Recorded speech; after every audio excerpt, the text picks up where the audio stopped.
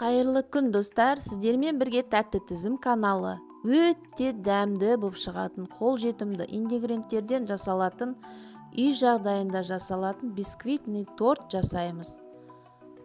Жасау жолы оңай. Ең алдымен ыдысымызға бөлме температурасындағы жұмыртқамызды, қантымызды салып, осылай миксердің көмегімен жақсылап араластырамыз.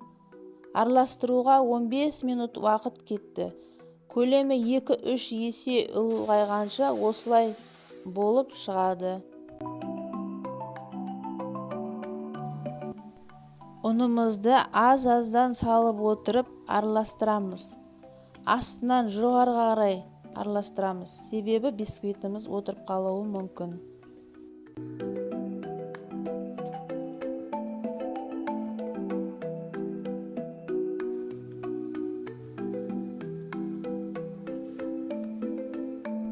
Ыдысымызға құямыз. Пештеріңіз қызып тұрған болу керек. 170 градуста 30 минутқа пісіреміз. Піскен соң жақсылап суытамыз. Енді кремді дайындаймыз. Кремге қаймақ 400 грамм, қант ұнтағы 4 қасық керек болады. Миксермен немесе венчикпен араластырамыз.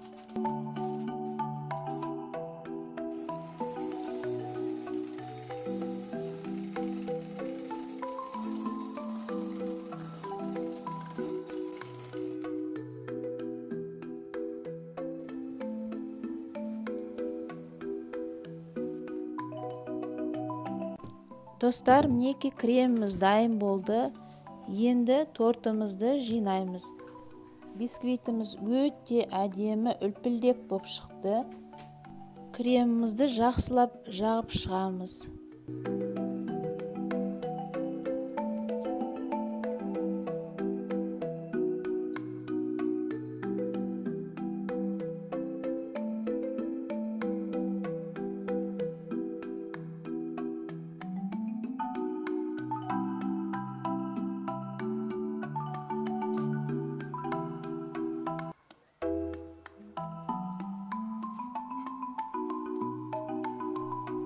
Кремімізді жақсылап тегістеп жағып алдық.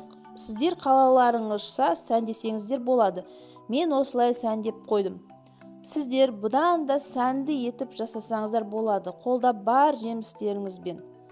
Мінеки біздің тортымыз дайын. 1 сағатқа холодильникке қалдырамыз. Тәтті Тізім каналы. Видеом ұнаса лайк басып, комментарий қалдыруды ұмытпаймыз. Алдағы уақытта осындай қолжетімді, өте дәмді болып шығатын рецепттермен бөлісемін. Сіздермен қоштаспаймын. Келесі видеода кездескенше күн жақсы.